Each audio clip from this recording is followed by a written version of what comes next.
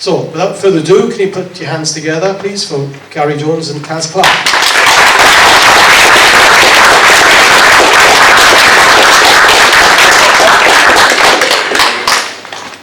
Hello, it's absolutely fantastic to be back at Swansea. Since I came here the first time, I've met some absolutely fantastic people. I can't mention their names, I wouldn't want to miss a name out, but I think you know who you are. It's been absolutely phenomenal to meet you all. First of all, I need to find my little flick stick, otherwise we won't be going anywhere. Forgive me, please, if I stumble tonight. This event still affects me quite badly. I do believe I have some form of post-traumatic stress from this event, and my physical health has suffered as a result of this incident, which was the primary reason why I took a lie detector test, so that I could be honest with my doctors and with my consultants about what had really happened to me.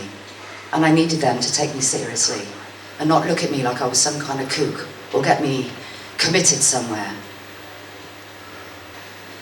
Okay. You'd think it would be the easiest thing in the world to do, to take a lie detector test, to pay your money, take your test and get the result. But there are an awful lot of hoops that you have to jump through in order to be able to take a test in the first place. You can't be on drugs or medication. You can't suffer with certain medical conditions. And certainly if you have a mental health condition, you can't take a test. And I tried the two best companies in Europe first, but when they found out the subject matter, they absolutely refused to test me. So I went for the best polygraph examiner in the country instead, the best forensic polygraph examiner. And I absolutely refused to discuss the situation with the secretary or with anybody else, and I would only discuss it with my examiner. I paid my money and waited for the phone call, which came the very next day. And I was told to write a statement on exactly what I wanted to be tested on.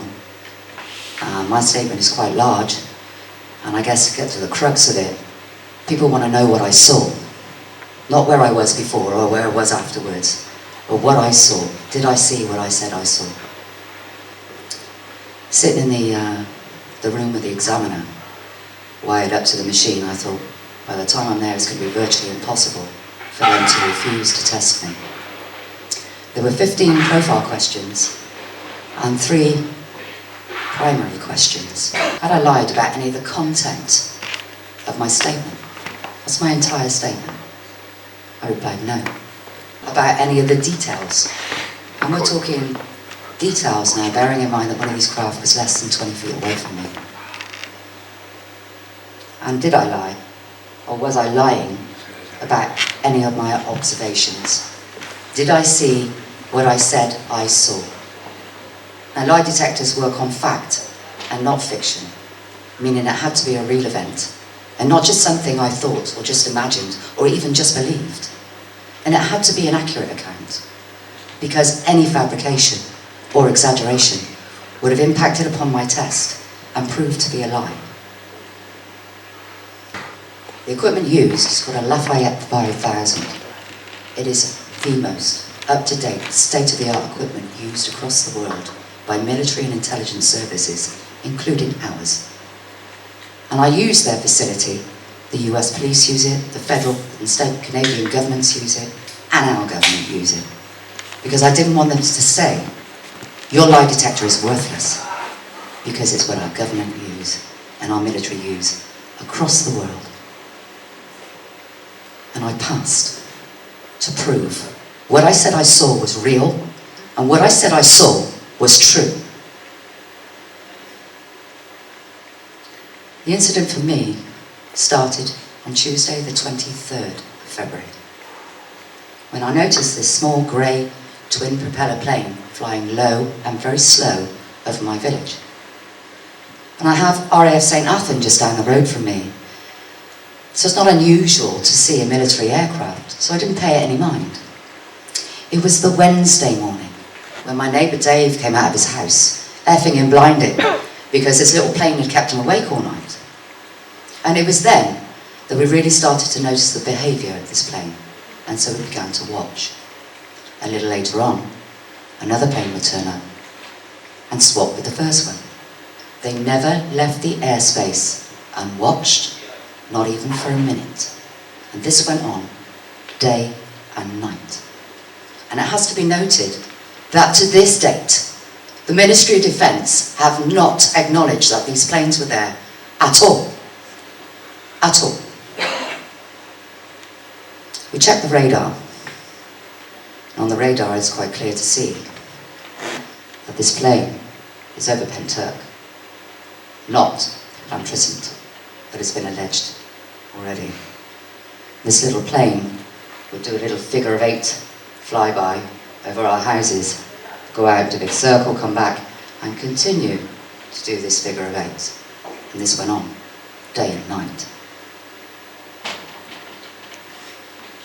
I checked for my IP address to find out what these planes were. It clearly says there is no data available. And not only was the South Wales airspace closed, they closed the entire country's airspace for a so-called military exercise in the back of South Wales. Check the radar again. You can't even see Pentyrch on this map because there are so many crossovers. Pentyrch is here. Pentyrch is here. Miles away, 5 miles away from Pentyrch. By the Wednesday night, after Thursday, on Thursday morning, we had eliminated everything else, and it was quite clear that they were watching for something. Now Dave, my neighbour, were convinced, absolutely convinced, they were watching for the Russians. And I might sound like a joke, but at the time, the Russians were sailing an anti-aircraft carrier in our waters. So he was absolutely convinced that Russian MiGs were coming in. So we decided we'd go out and watch this little plane to see what was going on. We lit the fire pit. It was February and absolutely freezing. It got to about 2 a.m. in the morning, and to be quite honest with you, I was freezing and a little bit bored of watching this plane fly around when we heard this coming. Fast, low, loud, and as this plane went past us, the roar of its engines. It was a full moon night, and as this plane banked around to the left-hand side, the moonlight illuminated this mushroom on its back. And Dave immediately said, "That's an E3 Sentry plane." Well, that means absolutely nothing to me. Unless it's a Cessna, I don't know what it is. But because this thing had turned up, we decided we'd stay and watch a little longer. And we counted as this big plane. This is the plane, a NATO plane, in an exercise in South Wales. And this big plane started to do circles, not little circles. I live on top of a mountain, and you can see in every direction but north, because that's where the mountain is. And we estimated it took about 5 minutes for this plane to go around once. 7 times that plane went around. 7 times. Before the first red light was visible high above the trees behind my house. And I shouted for Donna, one of my other neighbours who'd gone into the house, who was watching with us that night to make hot chocolates, and I didn't get an answer. So I shouted for Dave, and we jumped over the small wire fence and ran to the gate behind my house, about 30 seconds away from my house, that overlooks the farmland, to get an unobstructed view of what was happening in front of us. And 1 red light turned into 3. And before our very eyes, a huge pyramid came in, point first, like an arrowhead, slightly on the oblique angle, with a set of 6 lights on its underside, brighter than the rest, like it was the steering mechanism for this huge pyramid. We watched it. I couldn't believe what I was seeing. Dave at one point had run into the field, and I had to call him back. I don't mind watching, but from a safe distance. This was the pyramid. It swung down, came in like an arrowhead, and swung down like a pendulum in slow motion, turning very slowly, anti-clockwise, and righted itself in front of us. And this green object shot out of the top of it really fast. I don't know what shape it was. It was too bright, brighter than the moonlight, and it illuminated everything in green light. And it just stayed there, swinging from backwards and forwards, watching, waiting for something. The pyramid started to list to the right-hand side, still turning very slowly anti-clockwise, and started to turn back the way it had come. I stood on the 5-bar gate to get a better look through the bare trees because it was winter time. And I exclaimed to Dave, it's landing, thinking it was coming down. When in actual fact, the field rises there because it's the foot of the Garth Mountain. And I said previously that it was like a hand of lightning that came out of this thing. But really, it was more like a plasma ejection to stop itself from touching the ground. And the whole ship lit up really brightly. It illuminated parts of the side of the ship, showing that it was a solid craft, textured somehow like a rock face almost. And we watched in silence as this thing started to turn away from us. I heard the military planes coming, 2 C-17s, big propeller planes, quite low, flying side by side, and went straight over the top of us. And as I looked up, when I looked back, I couldn't see the pyramid anymore, but the green object was still there. 2 more planes came from my left-hand side. I believe them to be C-130s, big Hercules aircraft, 2 engines on each wing, big planes, came from my left side, turned and went back behind the 2 planes in front. So now you've got 2 in close and 2 out wide. And between them, they took up a huge amount of airspace.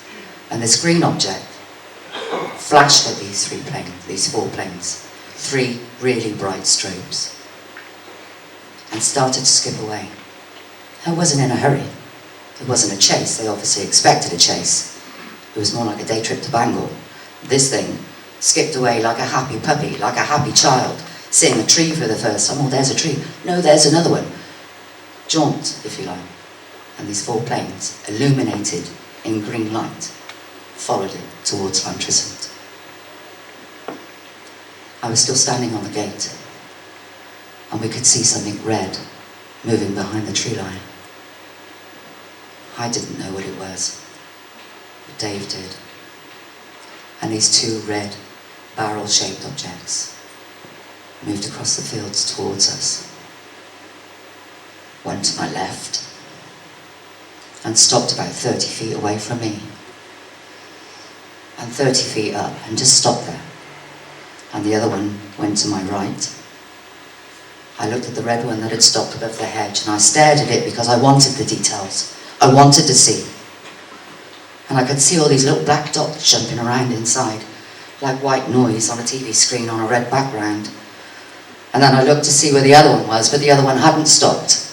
And it was right next to the oak tree, right next to me, and came over the top of us and stopped. I waved. I didn't know what else to do, and that's the truth. And this thing changed colour from red to green, like someone flicked a switch. This thing scanned us. I have a signal inside of me that was only discovered during the lie detector test. And so shocked was my examiner that she rewound the test to show me. She'd never seen anything like it in 20 years of doing forensic polygraph examinations. This green object hovered for a while, about 30 seconds, but it seemed like a lifetime. And then slowly it moved away across the rooftops to my right. And then the red object started to move away to my left, across the fields, and faded to black. Now I don't know if it cloaked, if it switched its light off, or if I just couldn't see it anymore. Dave said he saw 15 or 20 of these objects come out the top of this thing. And I didn't see any of them because I was so fixated on it touching the ground. I'm lucky that he was there, or I wouldn't have known where they came from. But he said they were hovering over the fields beyond the tree line. So we walked down to the second gate, but I'll get to that. This is the first gate, and I've reenacted this so you can see. I was standing on the second rung of this gate. And this is the branch. This is how close this thing came to me. This is the branch here in this photograph. This barrel came in right here. And where I'm standing here is where the other red barrel was, 30 feet up, looking at us. It's a view from the other side of the gate. This is the tree line where that big pyramid came in. And this is the size that I'm outlining here. It was enormous. Now, we walked down to the second gate, which is here, to have a look to see if we could see any more of these objects. But it was pitch black, couldn't see anything. And this is a mountain in the middle of the night, pitch black, and it was uneven and slippery underfoot. So we came back to the first gate, and we could hear the helicopters coming. And people say to me, how could you see so much from where you are?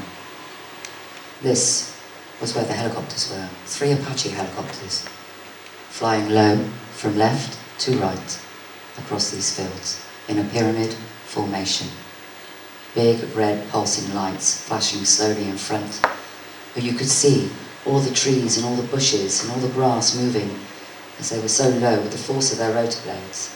And when they'd gone off the edge here, when we couldn't see them anymore, we ran around the front of the houses thinking we could see up the valley to see if they were still there. But by the time we got there, they were already gone. We went back to my house.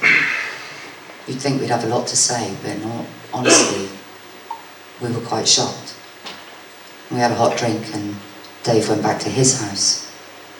And I went to bed, not that I could sleep. And I tossed and turned. And I heard this huge explosion that came from the direction of Llantrisant. Huge explosion. I don't know how or when I fell asleep, but I do remember waking up the next morning, absolutely wired, with this overwhelming need that I had to tell someone, anyone, that would know what to do with this information. I called Donna and she came over to my house. I called Dave and he came over. And I called Steve, another one of my friends, and he came over, and we went straight over to the landing field, or the near landing field. And when we got there, expecting to see burn marks on the ground, what we saw was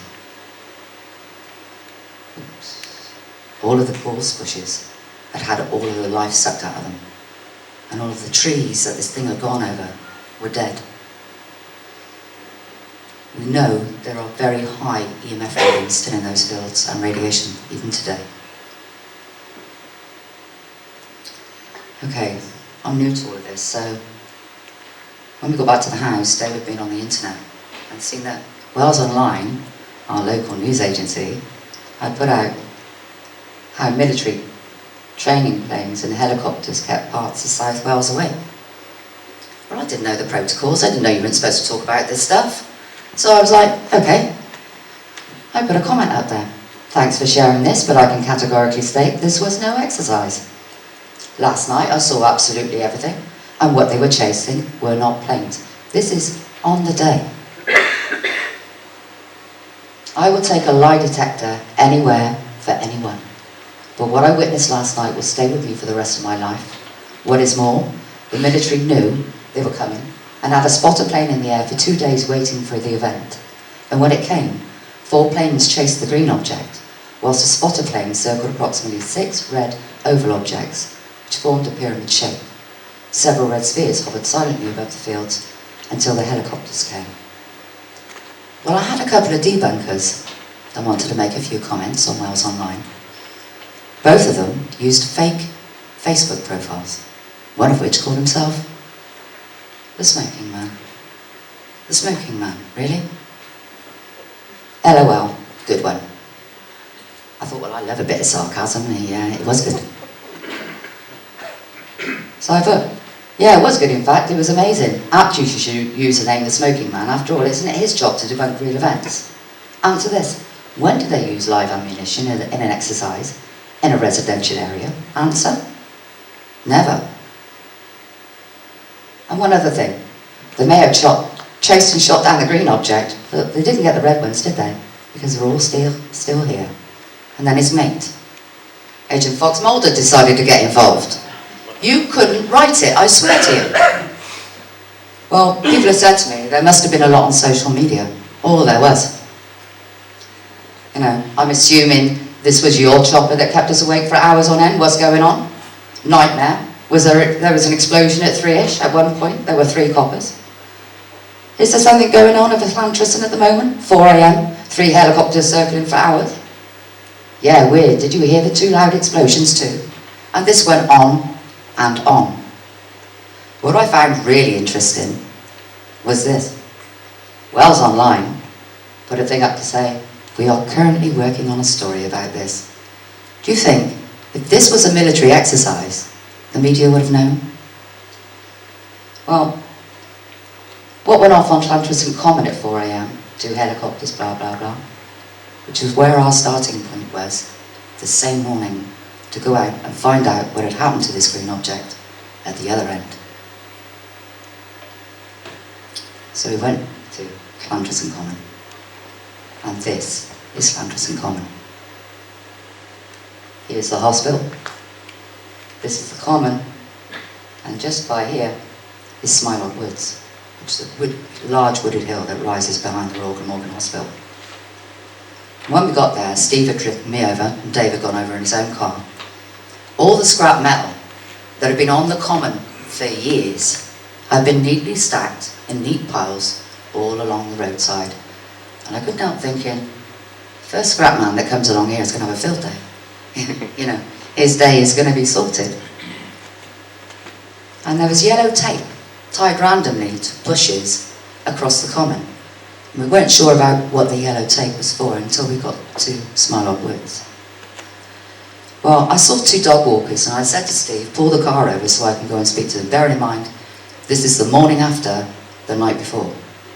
And I wanted to know if they'd heard any helicopters, explosions, or anything else. And one gentleman I spoke to told me that a Chinook helicopter had landed behind the Royal Mint on Llantriston Common with troops, obviously, for a meticulous metal search that had gone on the common that night. They also told us there were 2 explosions, one air explosion and the second like something hit the ground. There was smoke falling from the air so thick it was like fog, and an awful smell of sulphur in the air. Now I didn't know where Swansea Woods were located, so I asked, and they pointed to this huge wooded hill that runs for miles and rises behind the Royal Glamorgan Hospital. And we decided immediately that we'd go to Swansea Woods and try and find the impact crater, such was the size of the explosion. Because I knew the trajectory of the green object, we knew roughly where to start looking. What's also interesting, and what I've also added, is this radar picture, which is 20 minutes after the first appearance of this craft. And it is circling, not just anywhere, it is circling Swansea Woods. Not Llantriston, Swansea Woods. The exact impact area, in fact. That's what the yellow line shows you, where I believe this green object ended up. When we got there, it wasn't long before we found the debris trail. There were branches strewn left and right of us. Now this is Forestry Commission. Everything on the forest floor is dead. No light gets through. There are no lower branches. Only the top 12 feet of the canopy has any green on it at all. And all of the canopies of the trees have been taken out. And huge branches, not just these, lay left and right of us, as far as the eye could see through the woods. Now, Steve and I decided we'd go back to the house and tell the others what we found. Because Swansea Woods is so big it would take an entire team a whole day to search the whole place, which is what we did. And when we got there, tooled up the cameras because I wanted to find the impact crater. And this is what we found.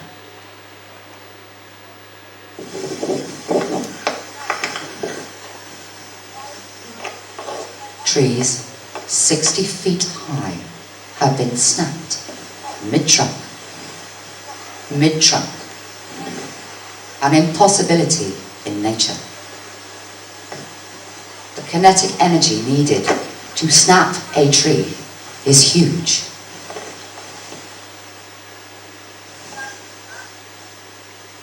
There were burn marks on these trees. This is the very next morning.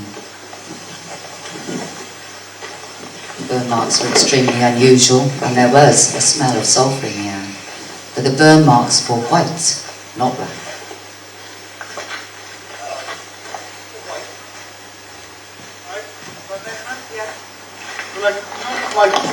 Like phosphorus, isn't it? That's what that's for. So we put that tree up there, I don't know if we can get it there again. I do apologise, it turned sideways, so what I'll do, I've got suspension. Okay, these are some of the trunks that were snapped, and some of the branches, but I'll get onto that. There were a lot of branches, canopies out. So I tried to take a close-up for you. This is one of the 60-foot trees. It has a 12-inch thick trunk. And it was snapped. There are two here. One going sideways, one going lengthways. 20 feet in the air. This hasn't just snapped, this trunk has exploded. Shattered. There were pieces of it everywhere. There was also a bike jump at the base of these trees that was also destroyed, shattered in pieces everywhere. These are the 6 trees, snapped. Something hit these trees hard, very hard. You know, 5 people were, God bless their souls, 5 people were recently killed in a car accident because their car hit a tree. A little bit of bark came off, but the tree didn't snap. To snap 6 trees is an impossibility in nature. To just affect these few trees and not a vast area. The canopies have been snapped off, not sawn, snapped. Whatever this was came in at altitude and fast. And for every tree that thing hit, it slowed down. To give you an idea of the height that this thing came in at. You need a ladder to get up there.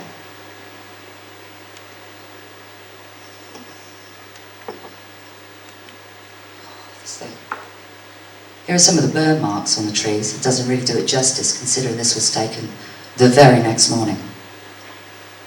Bright orange, but what you don't see is a silver line that went through the middle of these.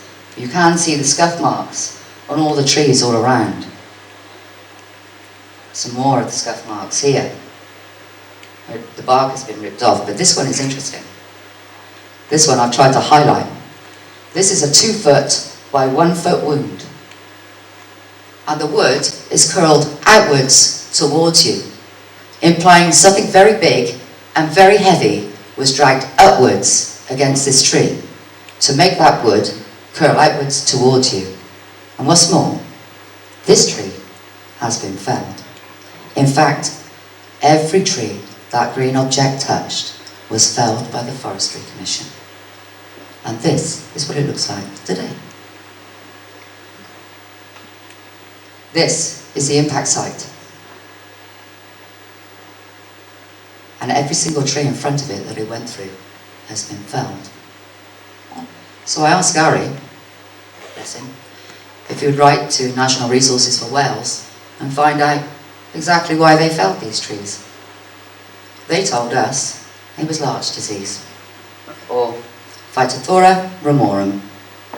Well, this disease is so aggressive and it started to affect other species that they have very strict protocols on how to deal with this stuff. They have to wear coveralls on their shoes, on their bodies. They have to wash the equipment. It's got to be a licensed contractor to take the stuff away. And more than that, they have to leave the land free and fallow for a minimum period of 3 years. And they have to do what they call a sanitised felling.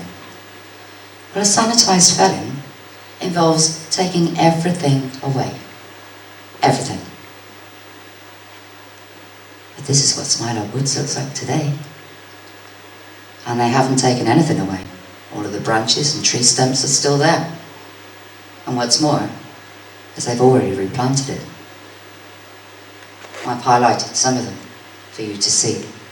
In amongst all of this debris that shouldn't be there. And again, some of the new saplings highlighted in amongst all of this debris that shouldn't be there.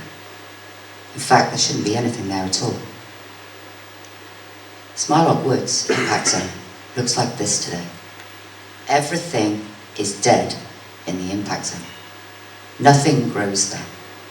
And we believe that high EMF readings are responsible for that.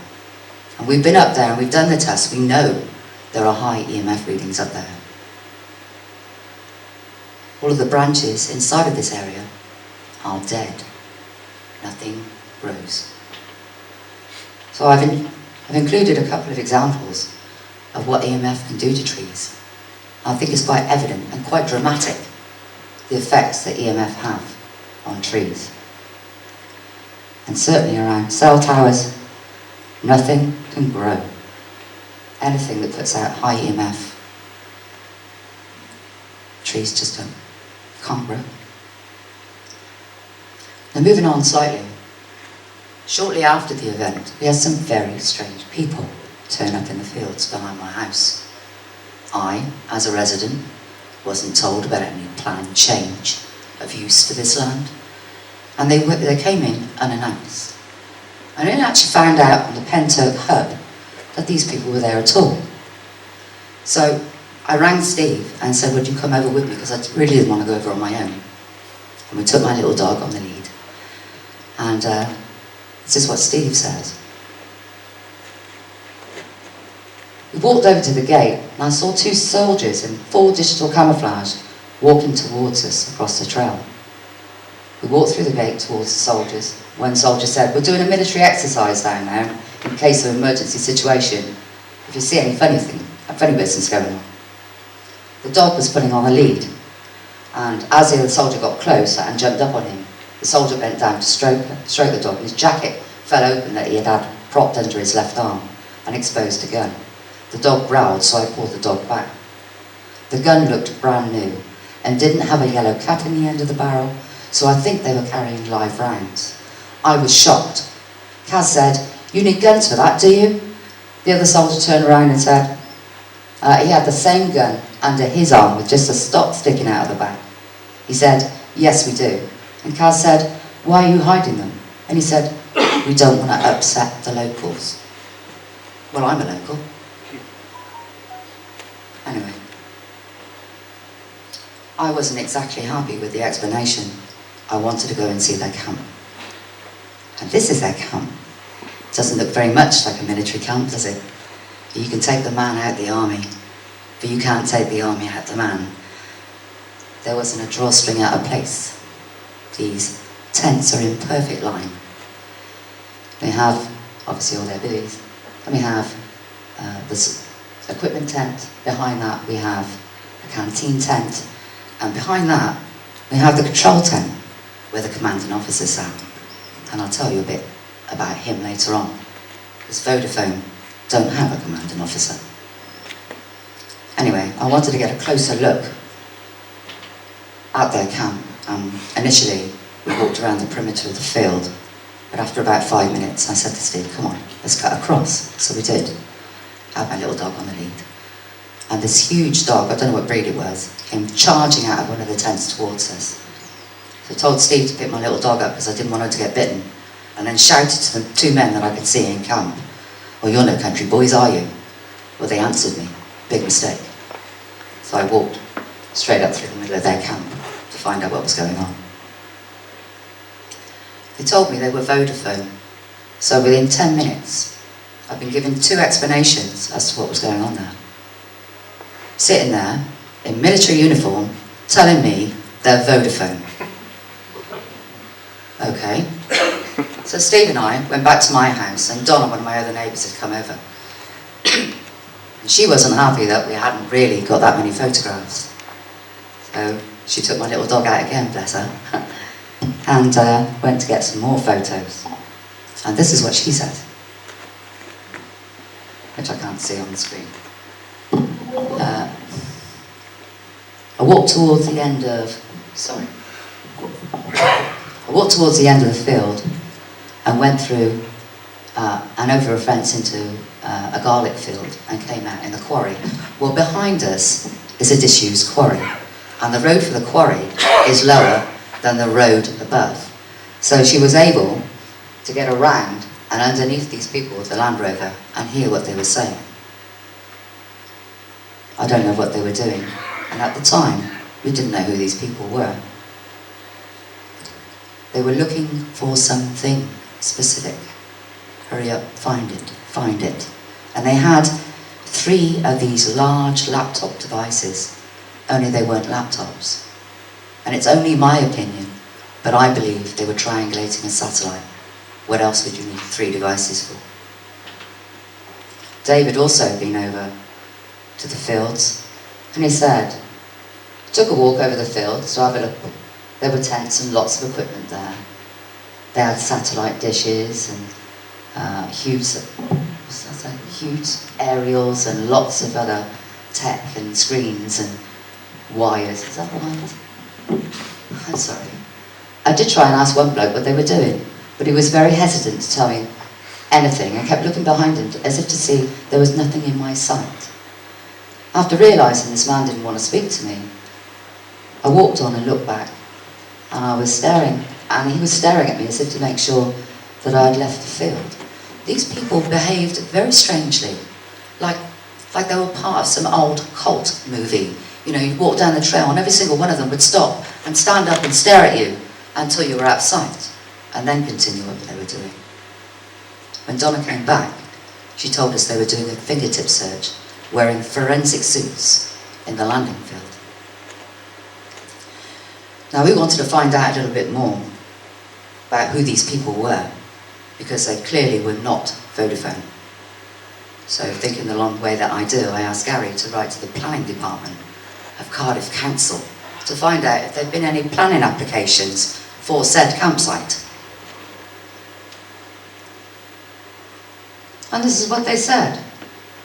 He put the search in from the 1st of January 2016 to the 1st of June 2016, and there wasn't one application for change of use. There wasn't one application for a survey in that field. In fact, there was nothing. And any private company would have had to have had planning permission to be there. Only the military could have done this without any police interference. So, who were these people in the field? And what were they searching for? Well, later that night, Steve and I decided to go over and skywatch, and this is where it gets really interesting. And I could see one man walking around in camp, and Steve had set his camera up, and he came over to find out what we were doing. So I said, we're skywatching. Are you here because of the UFO? And he goes, oh, no, we don't know anything about that. But he didn't ask me anything about it either, and I felt that that was really strange. We spoke to him about 5 or 10 minutes. A couple of other people that came down that are in the audience tonight. And I specifically asked for their benefit, why were you searching the fields wearing forensic suits? They told me they were looking for mock mines. Bearing in mind they've already told me they're Vodafone, I said, you often send civilians to look for mines wearing paper suits. I said, that's a sure way to find them. Anyway, after about 5 minutes of chatting to this guy, the rest of the team came back, the campers. They'd probably been out being debriefed somewhere. And they've all gone back to the camp. And then 2 minutes later, this guy's come back to me and he's gone, how long are you going to be here? I said, well, we're going to be here for as long as the sky is clear. So he said, my commanding officer's not going to like that. Me and Steve looked at each other and went, I didn't know Vodafone had a commanding officer. He said, well, I'll have to go and get him. I said, well, go and get him, and I'd like to speak to him. So when he came up, he said, have you got permission to be here? I said, I don't need permission to be here. He said, yeah, you're trespassing. I went, no, that's a public footpath. He went, no. He said, that's a public footpath. I said, are you serious? I said, that's 12 feet away. The only thing the country code desires me to do is take my rubbish home. So we had this little conversation about freedom and fascism. And he didn't like that very much either. But in the end, he said, I do admire your passion. I said, it's not passion, it's my right as a free human being. Now, within 5 minutes, we could see this weather front coming in. And when you live on top of a mountain, if you can see the weather front coming in, don't put your washing out because it's going to rain within 5 minutes. And Steve packed up his camera, and we went back to my house. And literally, within 5 minutes, the heavens opened. They would have been soaked, and it was freezing. It wouldn't surprise me at all if they didn't bring in their weather machine to get rid of us that night. But whoever these people were, they were not Vodafone, who they said they were. And to date, there is no record of these people ever having been there. Now, at this point, and only this point, I'll leave it there because I want to introduce Gary. We'll have a short break. Buy your raffle tickets if you haven't, because I've got some prizes to give away. And when we come back, we'll come back with the evidence to prove, beyond any doubt, that what happened on the 26th of February 2016 was not a military exercise. This was real life, real time, next to a hospital. And we've got the evidence to prove it. Thank you.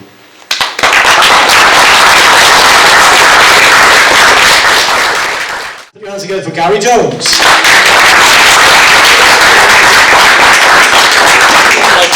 Can you knock the lights off, yeah?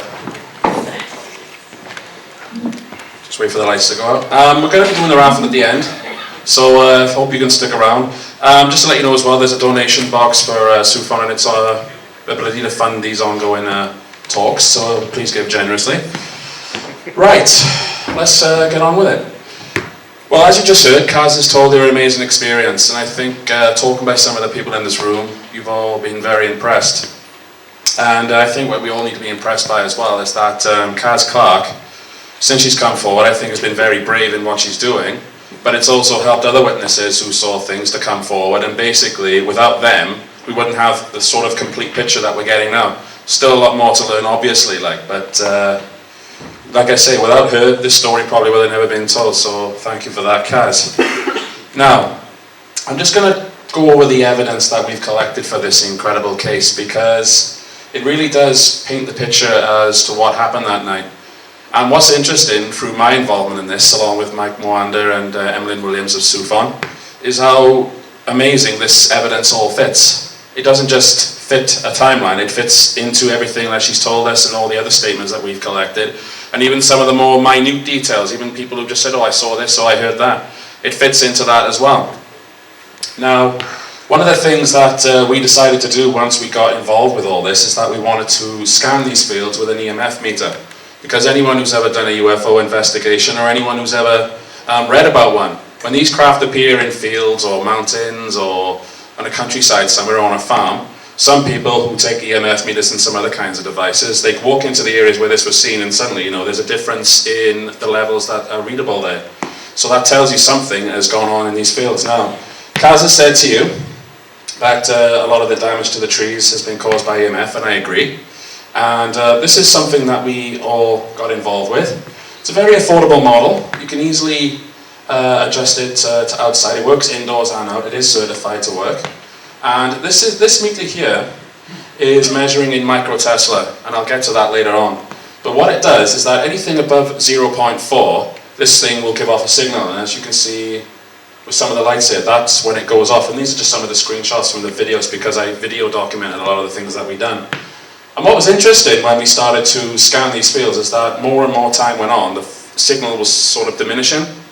I mean, when we first started, there were quite a few high readings there, but then they were sort of diminishing, but still high, which to us tells us that's artificial, not natural. Because if it was natural, it'd stay same. Now, I'm just going to show you some things here. This is Mike Maunder with a metal detector, because we wanted to make sure that what we were getting was not some false reading. Like, metal in the ground or something else that would be giving off a signal. And this is a power line that's in the field, and just a little story there. Emlyn, who's sitting over there, was holding it in his hand with him, and you saw a very nice signal over there, but it's like, oh, look above our heads and there's the power line, so okay, that at least... Yeah, can I just say, it wasn't the field that the incident took place. No, it's in a different field, yeah. Adjacent field where that... Yeah, it's quite a far, yeah, it's right far away, but it's almost by the gates. Where that Vodafone camp was? Yeah, right down there as well. We were walking through the field, and I had the EMF meter. All of a sudden, it shot up, and I went, whoa! And then somebody said, look up. Ah, there it is. But I'm just going to play this little video here, right? Because what I want you to see is that we were getting so many signals, it's too many to memorize by your mind. So we decided that what we wanted to do was go in there, take some sticks, ribbons, anything to mark this place out and show where these signals were coming from. I'll just play a little clip of this thing we'll play. Here we go. This is just us walking back from the third field where this craft was almost touching down. And as you can see, it's a very rugged terrain. There's a lot of wheatgrass there, and these are the tree lines. That's the second field over there where it initially was spotted by Caz and Dave. And as you can see, look, there's all these ribbons, and there's Mike. Hello, Mike. And as you can see, there's a lot of signals, and you'll notice that it follows a similar line. I'll get to that later. But I'll just move on because it only shows the same thing. There's some more of the ribbons there, look, and there's some more of the trackings that we did. This is something that we were finding. This tree here would have been right in the middle of where this thing was passing over from the second field to the third. And I do believe that that tree has been affected by what was coming over it because it looks absolutely dead. Like all the other trees seem perfectly fine, but this one tree in particular has had all the leaves taken off of it. The tree looks like it's aged considerably. Maybe I think that is from the craft, but what's really interesting is this one by here. Now this bush line here, that's the gate is over there where Caz was standing. This is actually where we got a signal, and this is roughly the area, or is the area where the red barrel that was looking down on them, the one that didn't change red, didn't change to green. And you'll notice that on the bushes there, they're all nice and green, look, but as you get into the area where the signal is, there's no leaves or anything on them. And as you sort of get closer to it, they get all like yellowy and brown as if they're dying or being affected by something. Now they have started to grow back, but it's taken nearly 2 years for that to happen. And I'll just show you something else. This is something we refer to as the bald patch. You saw this picture earlier about the gorse bushes all being all radiated, lifeless, completely dead. I don't think they're still growing now, but look at this grass here. This is the borderline inside. And if you look on the outside, look, it's about the size of a penalty box on a football field.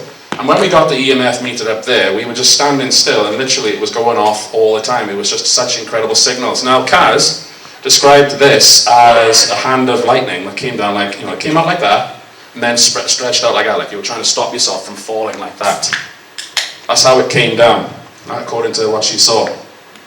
And this area just had lots and lots of signals. I mean, me and Mike were really impressed with it because he had the meter in his hand. He was just standing still like this, didn't have to look around. He was just standing still, and it was going up as high as 0.8, 0.9, sometimes flickering into 1, and I'll show you later on that is quite high for an outdoor area with nothing to really give it any sort of explanation. Now, okay, you can see this. Now, this is the first field here.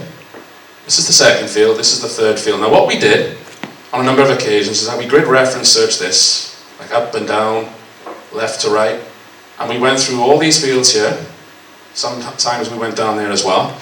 But when we started to actually map it all out and really get to understand what we were looking at, these are the areas where we were getting the signals, because we kind of started down towards here, and then we were getting signals there, signals there, signals there. Now, just to give you an idea, you can still see it there. Those two blue dots there are where those two barrels were.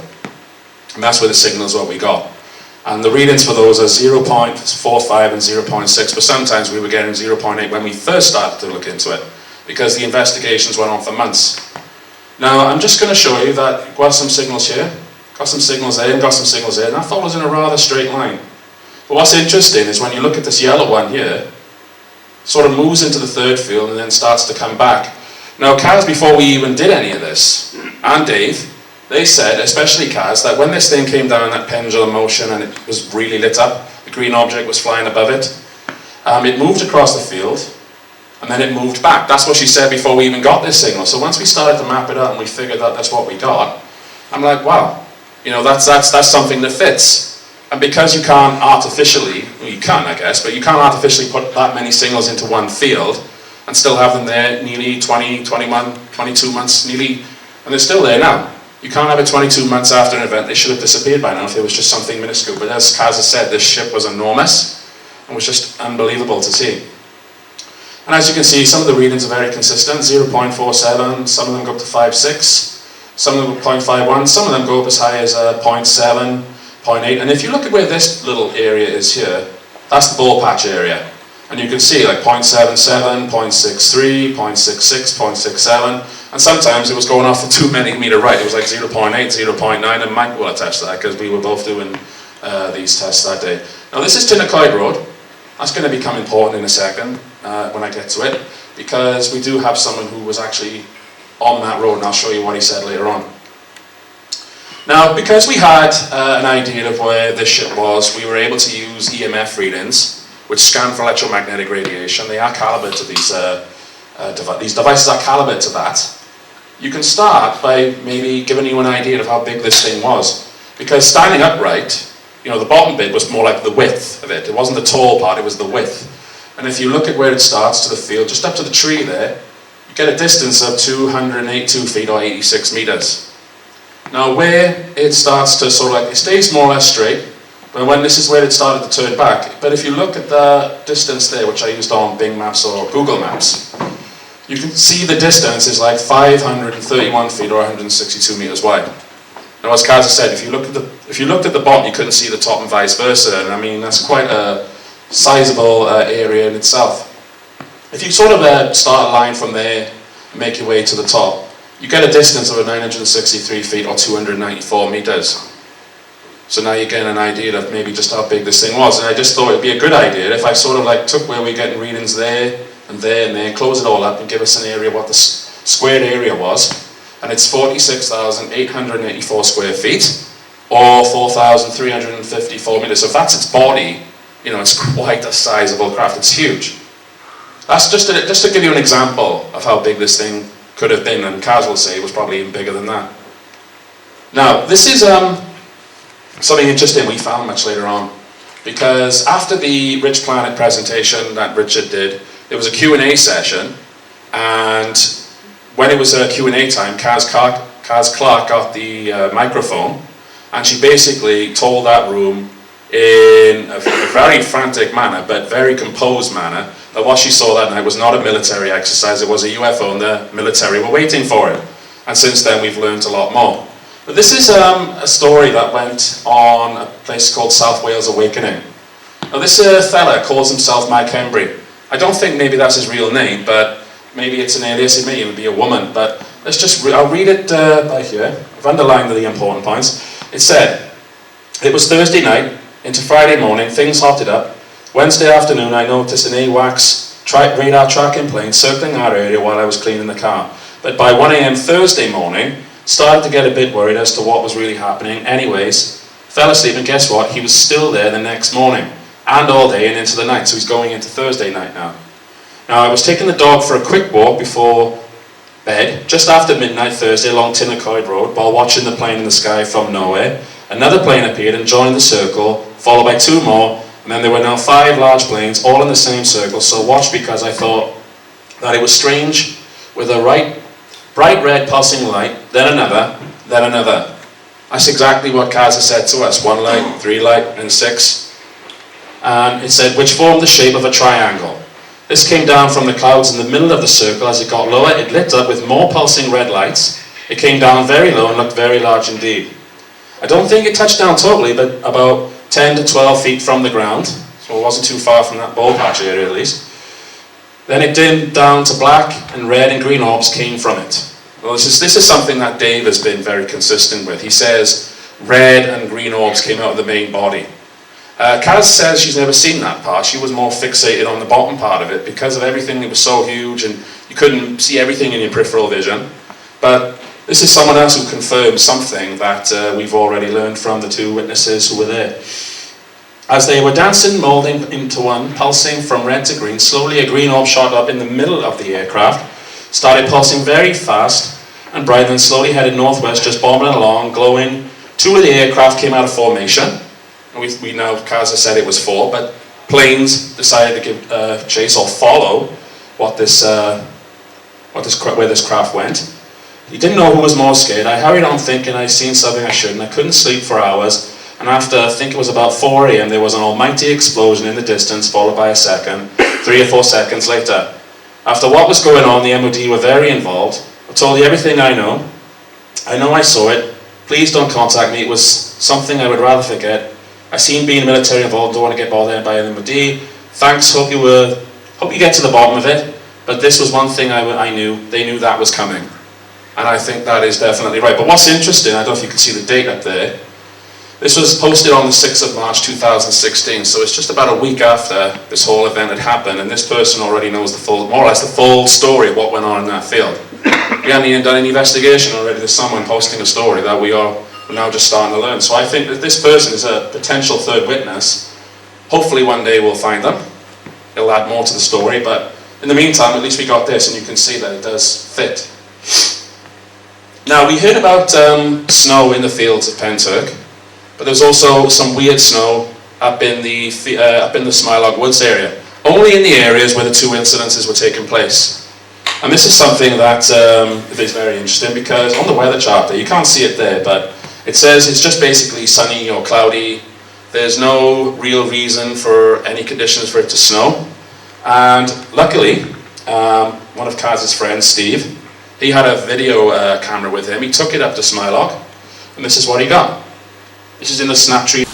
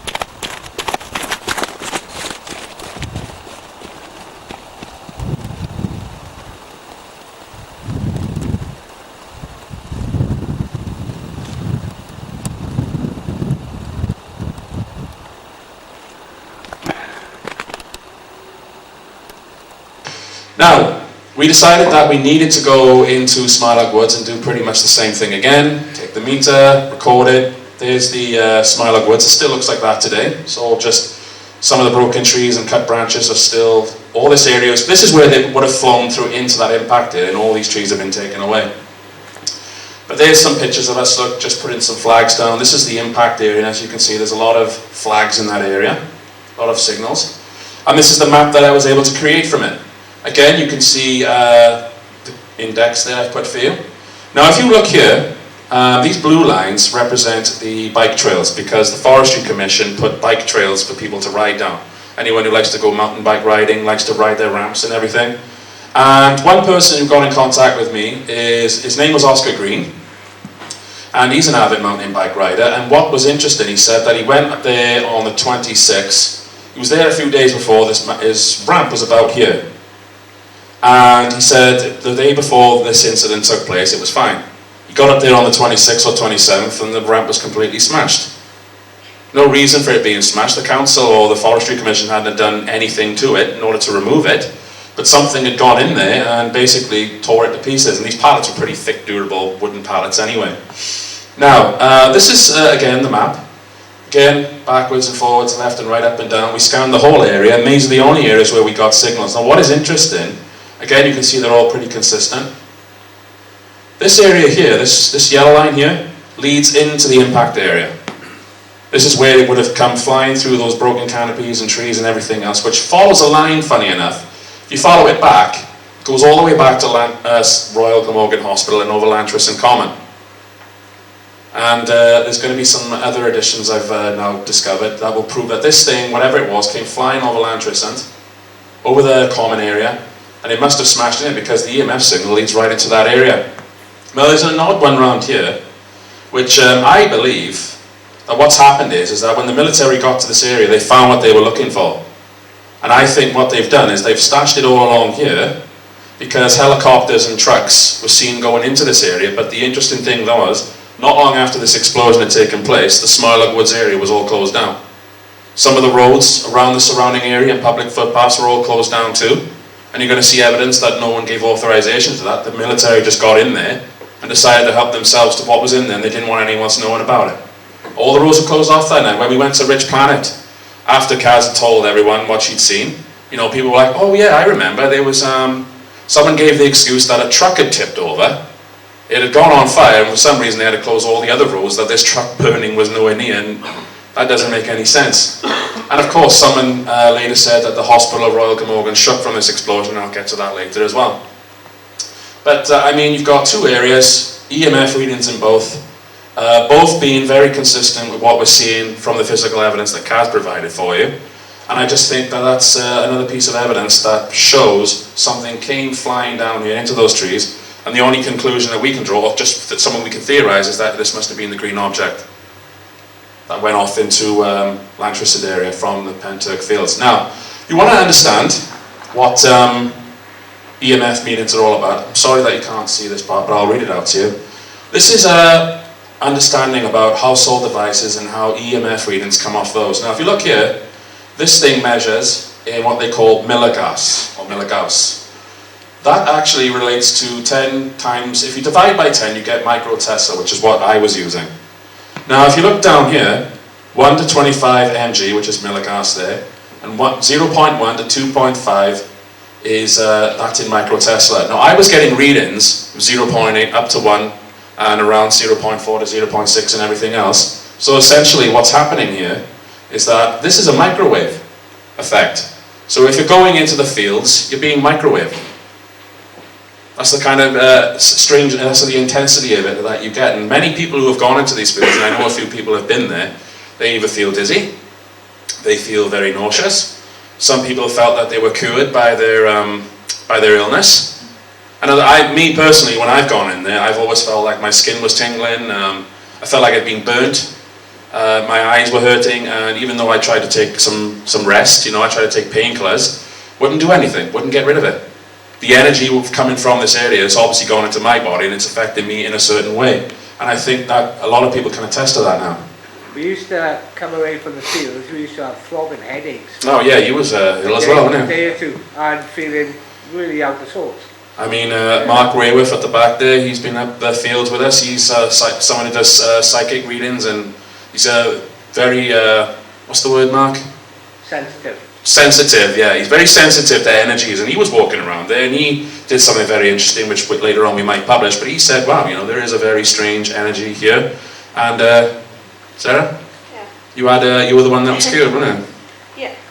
You were the one that had it. And you couldn't get rid of it before that, could you? Or nothing seemed to work? No. And it's not there anymore? No. Very interesting. You know, what exactly is going on in these fields? Because there's something very, very strange.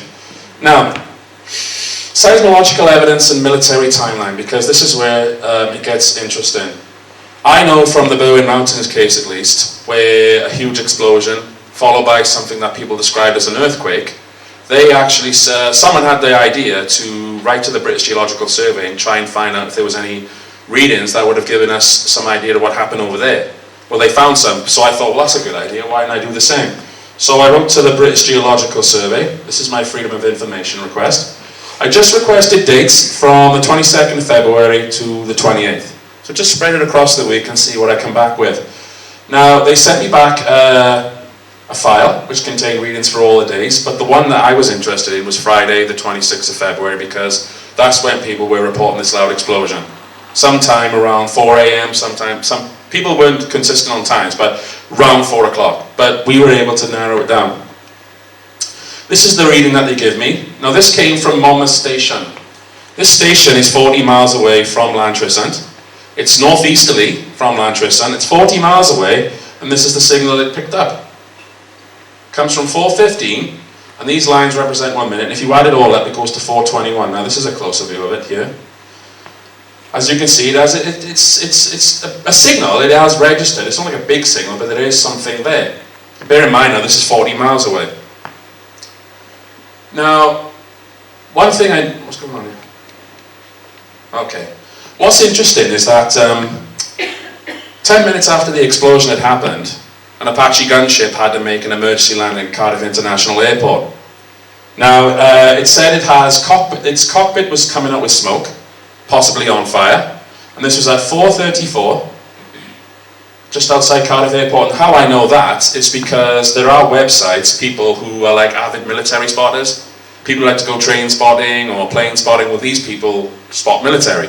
They go to the bases and they have these devices which allow them to track which planes or which military helicopters are in the area at that time.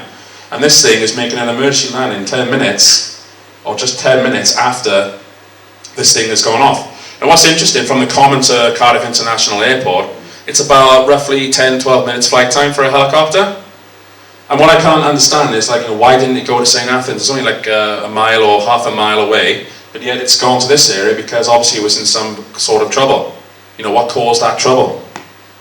Now, I wrote back to the British Geological Survey. I said, could you please tell me what the signal was? And what they said, with this in mind, it seems likely that the small transient signal recorded at approximately 4:20 results from a local noise source in the vicinity of the site. As discussed in a previous reply, this may result from human activity such as traffic or machinery. And the only thing that was going on that night was a so-called military exercise, nothing else. So it had to be the military. I think that's pretty conclusive. Now, Linda Moulton Howe heard about this story, and if anyone knows who Linda Moulton Howe is, she's a very well-known, well-respected, worldwide UFO researcher. She's done practically everything from animal mutilations to UFO sightings to secret government military cover-ups. She's had military people contact her as well and basically give her a lot of information, which we're now lucky to have. But she got involved in the case, had a look at the evidence, and she wrote me an email back, and she said basically this: Gary, I think what happened in Wales in February 2016, a year ago, was not the southern leg of the Scotland border military exercise. It has all the earmarks of what whistleblowers have told me since 1980s and 90s about a secret war between human military forces and an alien presence. But how to prove it firsthand if the military won't talk on record? However, you, Caz and Mike and et al. Have laid out more than most cases, and I'm looking forward to broadcasting at Earth Files and Coast to Coast AM on Thursday, December 21st, 2017. Whatever substantial feedback I receive, I'll forward to you and Mike. And she says, Caz is to be commended for coming forward with her intelligent and detailed observations. Please give her my best.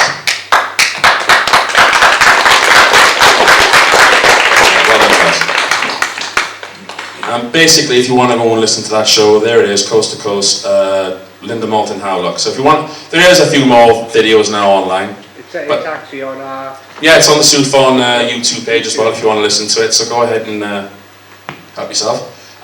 So we went on we talked to Linda Moulton Howe. She went on the show and she basically received an email from someone who sent it back something very interesting, and I'm not going to...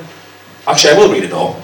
She says, "Hi Linda, I was listening to the very recent Coast to Coast radio show, which included yourself talking to Gari Jones from Swansea," it says Gareth up there, but it's Gary, "from the Swansea UFO Network about the incident of high strangers in and around Lantryston, South Wales. I was a duty nurse at the hospital that night, 26th of February, and I can explain what I experienced. I must add that I no longer work at the hospital anymore, and I'm in fact no longer working in the NHS, and it's only now that I can contact you regarding this matter. I believe it was around 2 o'clock. Now bear in mind this is nearly 2 years after the event, so he's probably mistaken about the time, but he's not mistaken about this. When I heard an extremely loud explosion, which sounded like it was right outside the hospital. This was then followed by a smaller explosion, which sounded like a little distance away from the hospital. Now the Common is right next door to Royal Glamorgan Hospital. Smailog Woods is just over and under a mile away. Depends how far you go, because Smailog Woods is quite a large area. Says, I was on duty with 2 other people who were exactly the same as myself. I have combat experience in the British Armed Forces and can tell the difference between a bang and an explosion. After hearing these explosions, I automatically thought that it was a terrorist attack, as this is a sign of the times that we are unfortunately living in. I also contacted hospital security to find out if they were aware of what was going on. Suffice to say, they had no idea what I was on about. And it goes on. It says, I then went outside the hospital and came to the entrance, and the smoke that was around resembled a very foggy night. So something has exploded in the air. Okay, that was an air explosion, I believe, because whatever it hit whatever it hit has basically then spread out to the area and caused a lot of smoke damage. Or smoke, I should say. The damage is called smoke. Right. I did, however, hear a lot of noise, like aircraft and also helicopters. I had to go back to my workplace very shortly, and that's where it ended for me. I phoned security again and asked them if they had any information concerning what had happened. They told me that there had been a military exercise and that was it. So you didn't know about it before, security, but then afterwards they knew about it. So who was giving the hospital security their instructions to say, or who know this was a military exercise? It's just two different stories very quickly. I don't believe it was a military exercise at all, basically for the very same reasons as Gari Jones, a member of staff informed me that all the roads in the local area were closed by the police, and I can assure you that they must have been drafted in from outside the area because with the cutbacks in the police force, there aren't many duty at night. There are not many duty at night, and they number around 10 constables and sergeant in that area. But basically everything had been closed down, so with 10 people they probably wouldn't have had the resources for this. The only mention of them in the media was of a military exercise, and this was on Wales Online. The media here is the same as the rest of the UK, that it has its own narrative and agenda. I don't believe we will ever get to the truth about this incident. Well, I think we have. To give you an idea of where I was that night, if you Google Maps and find the Royal Glamorgan Hospital, go to satellite view and you will see the roundabout just outside the hospital. As you come off the roundabout in the hospital, a left turn, which you follow. I was in the building of the first three. So basically that's where he was. That's the Royal Glamorgan Hospital, that's the roundabout he's talking about. You take your left, and that's basically where he was. So he hears the explosion, he runs outside, he's got this view over the common area here, which is where I believe this large explosion took place. And then what's happened later on, as you saw with the broken canopies and the trees and the EMF signals and everything, this is the line that it would follow. So basically he's probably seen the smoke trail afterwards from whatever it was they must have used on that craft that they were shooting at. But then, if you give a little distance look, 3 or 4 seconds later, some say 5, something's gone, boom, into that area. So that's something that's very consistent here, something, again, that's fitting a timeline that we're all now starting to put together. Now, just to show you how the military were involved in this, and this is where I believe that they must have been training for this and certainly knew that this was going to happen, or they knew that something was coming. On the 17th of February, this is the website here, fightercontrol.co.uk, and these are people who go to all the MOD bases around the country and all have their social networks and everything. They said, just checked Li Ming Notam and noticed that a NOTAM is out for Exercise Chameleon. This is due to start Friday, which would be on the 19th of February, and run for next week. So basically this is up in North England by Durham, and that's RAF Li Ming there. Now, a couple of days later, there's more information. Somebody's saying that they had 2 Chinooks coming from Scotland, which were flying down towards this side of Bathgate, both coming loud and over for miles. At first he thought it was just one, but then there was 2. But they're coming from Scotland, they're heading down to RAF Li Ming. Now, by this point, it's, I believe it's Monday, yeah? No, Sunday. And as you can see, look, one of the planes that's already in the area is ZG996. That was one of those planes that was circling around the area of Lantriston for days on it, for 3 days at least. So one of these planes has already come in and he's already getting ready to take part. Now, again, you can see by Monday, the 22nd, some of these planes are starting to get their call signs. Now there's one, there's ZG996, there's ZZ418, and they were called Snake and Jacqueline. If you go to Plane Finder, that's exactly what they're called on the Plane Finder website, when you can see their movements for the 3 days that they were here.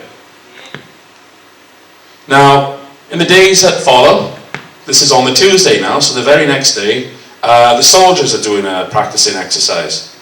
They're basically doing tandem drops and single parachute drops.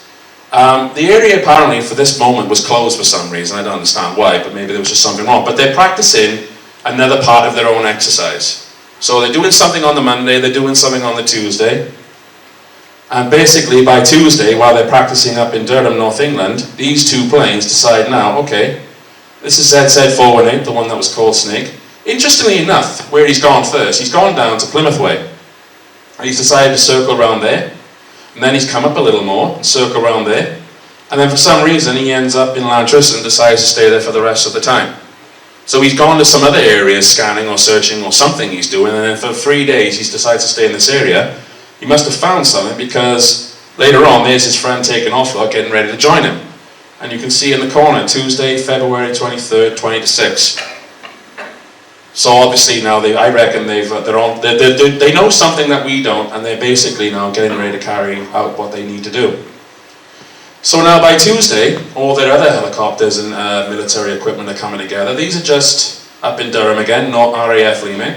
These are the 3 Chinooks that were actually down here when the event started to take off. They're up in Durham first, and then they decided, and later on they would be down here. I'll show you now. What's going on here? Right, so there's more parachute drops and helicopters still up in Durham. This is on the Wednesday now. And they've got C-130s and Chinooks. They're doing fast ropes, they're doing quick flybys, they're flying low, they're practicing with men jumping out, getting ready to secure things. And this is something that Dave said. He basically was getting annoyed because that plane is now circling the skies of his area, and he's getting really frustrated by it. So he decided to write the MOD an email, and this is something that he said here. 24th, woke up to the same noise as we all went to sleep. Once again, stayed circling all day, did start to wonder, are we under some sort of threat that would, with world tensions as they are? That night, went to bed with the sound of the plane echoing over our houses. By 11:40 am, I was pissed off. So I decided to email the local MOD a shitty email about their plane, keeping me up and my neighbour awake. They didn't reply to my email at all, so they never got back to him, and they've never since bothered to explain why these planes were there. So now by Thursday night, a NOTAM finally goes out. Now a NOTAM is N-O-T-A-M, it's a notice to airmen that that part of the sky is going to be clear for however long the military want it for. So no planes or no nothing can enter this area, only military ones, or anyone authorised to. And it's not just Llantristen, as you saw earlier in Kazakhstan. They didn't just shut down South Wales or Llantristen area, they decided to shut down all of Wales. No, you go on plane finder, there's no planes coming over anywhere. They're all being diverted above or the top of Wales or the round down the south of England area. They were trying to keep this area clean from anything else. Now this is something that I find a little bit strange. The MOD, they list all their exercises, and when they actually list them, look, you can see there's a added date and there's a commence date. So there's the 4th of March and there's the 7th. There's the 10th, there's the 14th. Now we're getting to the 25th now, right? The military have issued a NOTAM for it, but for some reason they've added the exercise, but they haven't bothered to put a commence date. And it's the same with the RAF one as well, because when you go to them, they do not have any commence dates. Now if they know they're going to have an exercise, then surely they know when it's going to happen. Unless it's something else that they can't anticipate or only prepare for as best they can. Now, this is where it gets interesting, because by now we're down on the edge of the Brecon Beacons. And somebody who went onto this site basically said that a lot of these planes, and a lot of these helicopters were landing around St. Athens area.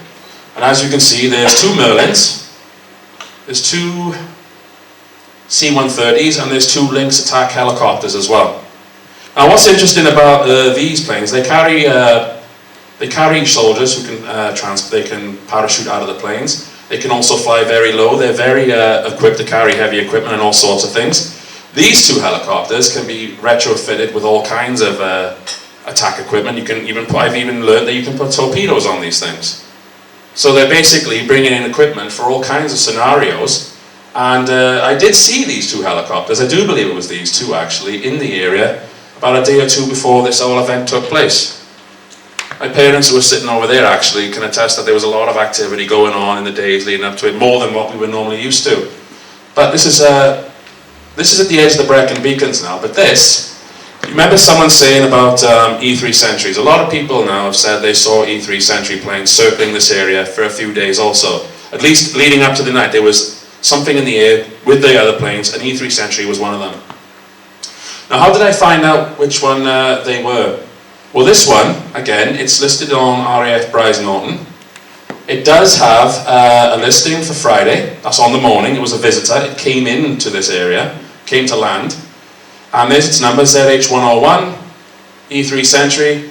And this is probably landing just after the exercise is finished, because he was over here, but now he's decided to land. So that's one of the planes. But remember the other one? This is the one that NATO have. So NATO got involved in this so-called military exercise, and how I know it was there is Mike Embry's comment said that there was an E3 Sentry around. Remember he said AWACS? And there's the listing for it on the Thursday morning, NATO 02, and this is the plane that you find listed on plane spotter websites. So that's 2 E3 Sentries being involved. Very interesting. Now, it became clear to me that an E3 Sentry being involved in anything is something quite extraordinary, because these planes are very sophisticated. Excuse me. And what I discovered is that that plane there, the one that we call, but that's one of the planes there, Snake 48, thank you, Caz. This one is actually involved in a program with E3 Sentries, and you can see the 2 of them in the pictures there, something that is called ISTAR. And this stands for Intelligence, Surveillance, Targeting, Acquisition and Reconnaissance. So these 2 planes are actually involved in being there for up-to-date, on-command information for any of their troops on the ground or any of their firepower or anything else. If they need to know up-to-date information, this is the most sophisticated plane to do it. But here's the interesting part. I can't find out anything about this plane other than who makes it. And apparently a few years ago, I've learned this now, and there's a website down there, this plane was fitted with all kinds of unique equipment, such as forward-looking infrared radar for one, but some other kind of equipment that they have inside which scans all kinds of things. What it is, I don't know, because it's so secretive, I can't find information on it anywhere. But it's interesting that it would go around the country looking for something, and until finally it finds what it's looking for, it stays in that area. And then the E3 Sentry comes along and decides, it's going to be there as well as part of a team. That's what it's there for, ISTAR. And as you can see, International Surveillance, Targeting, Acquisition and Reconnaissance in its macroscopic sense, ISTAR is a practice that links several battlefield functions together to assist a combat force in employing its sensors and managing the information they gather. So wherever they're looking down at the ground, whatever's appeared in the fields of Pentyrch and whatever disappeared later off into Lantricin Way, I think that these are the things that you would need in order for the military to successfully track them. And I just want to show you what the actual E3 Sentry can actually do. One, it has satellite surveillance. It has a radar dish which looks at land, sky and sea. It has electronic jamming and scanning equipment, and that will become relevant shortly. It has air command, up-to-date information, tactical support, targeting of enemy and countermeasures. Now, something that comes up now and again, every time you get a major UFO sighting or someone who gets a good sighting of UFO, why didn't you take a picture? Why didn't you get a video? Why didn't you get something that you could record or image to show that this thing was there? You don't have any pictures. Well, here's the story for everyone who's listening now and for later on. They did try. Dave had his phone, and that's the phone there. He tried frantically to get this thing to switch on. It just would not switch on. And any attempt he tried to get it to work again, it just would not switch on. And I think the reason why this is happening is because the E3 Sentry is sending out a signal of some kind to block it. And what's interesting later on is that when Caz told you about the metal that had been piled up on the common, he basically took pictures of all that. But after that, then the phone died. The battery is completely dead. He's tried new connectors in it. The phone will not work.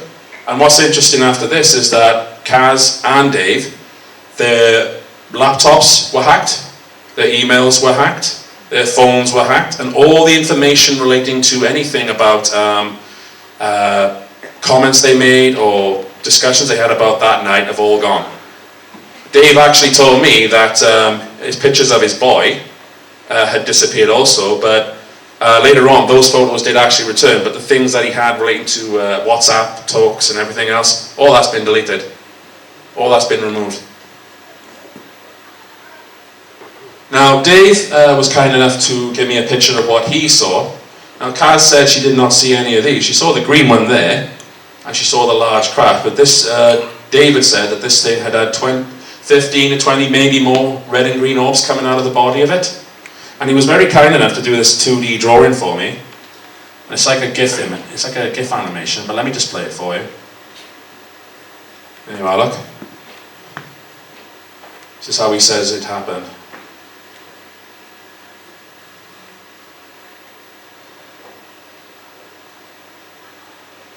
So basically, can you imagine trying to get that on video? It would have been an incredible piece of footage. But do you want me to play it one more time just so you have a look? No?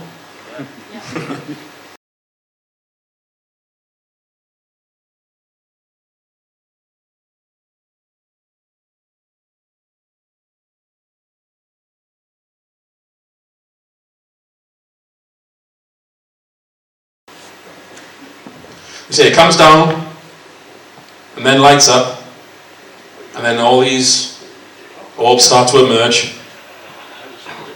and then there's this, green one and all these other ones there. Now, again, these helicopters, and I've got a video of this, I haven't got it here, but I was staying up late that night, just reading a book and listening to music, and about 2:30, maybe 20 to 3, there was a loud rumbling coming from towards down Lantrysond area. And then all of a sudden, this Chinook helicopter flew right over my house and near my street and basically rattled the windows and shook the floor. I mean, these things have tremendous engines on them. And what was interesting, what he was doing, is that he was circling for 5 minutes at a time. He'd go around over my house and then he'd sort of disappear down towards Estrid Way. Then he would head more towards Lantrysond and then he would come back up again, and he did this for about 35 minutes at least.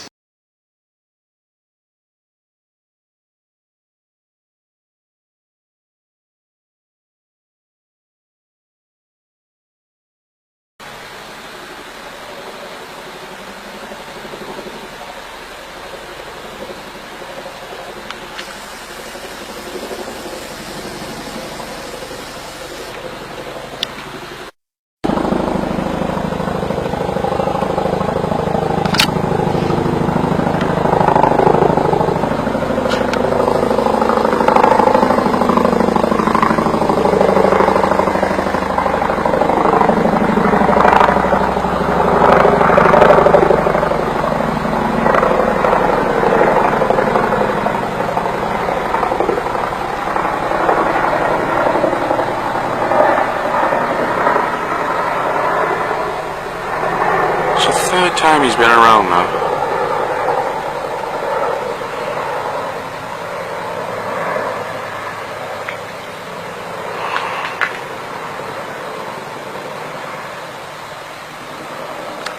Oh yeah, that guy's doing it there. See if I can pick him up.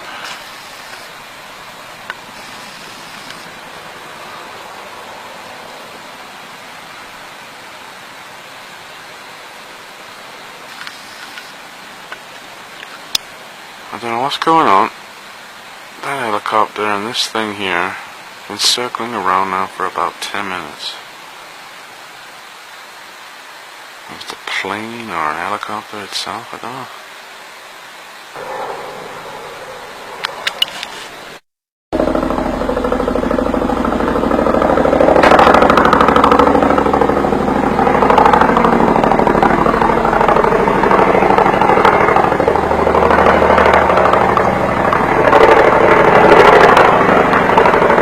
Fucking land that thing, please.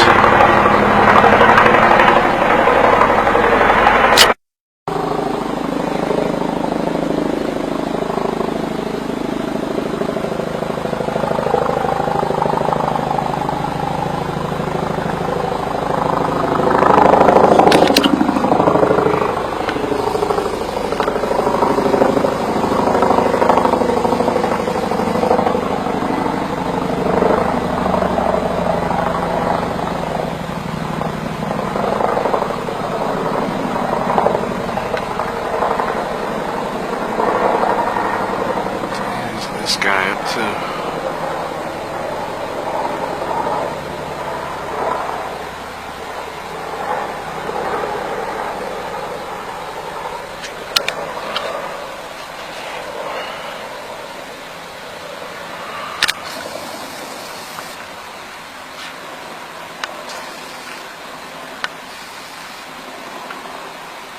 Is the other friend still flying around high?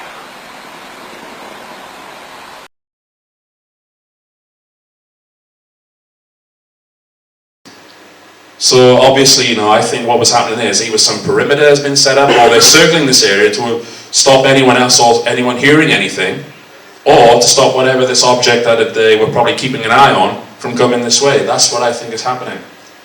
And these are the Apache helicopters that Caz, I know these are the ones now, these are the Apache helicopters that the three of them look, see?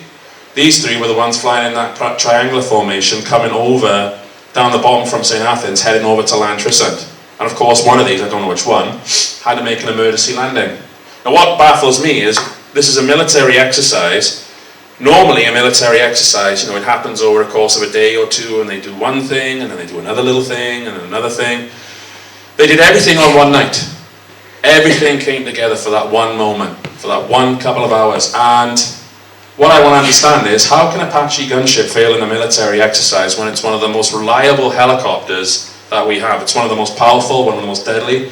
One of these alone would take out a squadron of light armoured vehicles, tanks and soldiers. It would tear anything apart. Three of them could probably level a small portion of a city or level a town.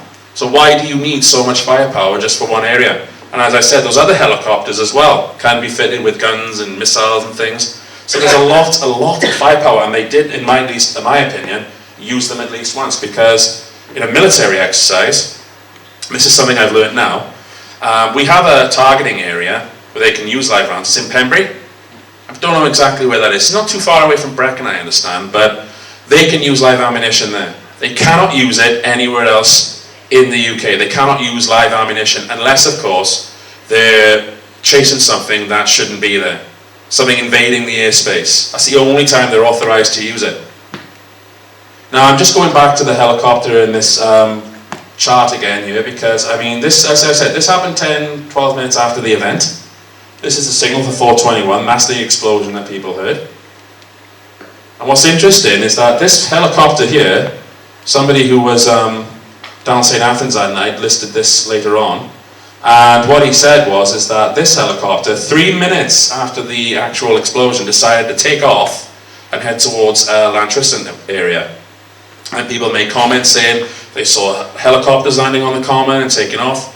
This one came back to St. Athens from Llantrisant at least 3 times.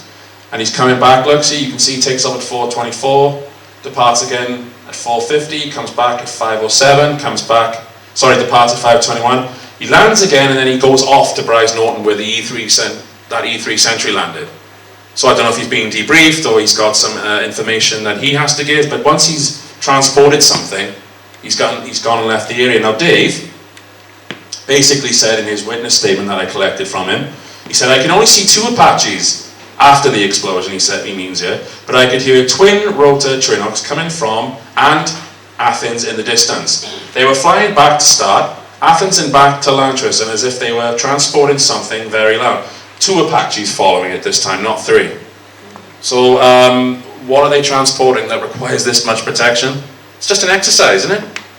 Gotta understand. I think what's happened is that they've closed Smilog Woods down.